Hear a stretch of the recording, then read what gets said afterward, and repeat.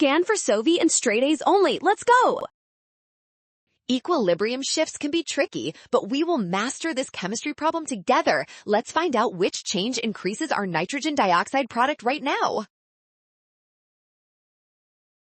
First, we apply Le Chatelier's principle to see how the system reacts to stress. This rule states that the equilibrium will always shift to counteract any change you make to it.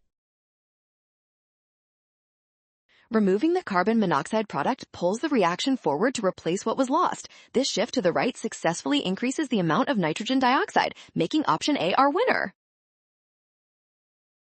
Since both sides have equal gas moles, changing the volume does nothing here. Removing a reactant would just shift the equilibrium the wrong way.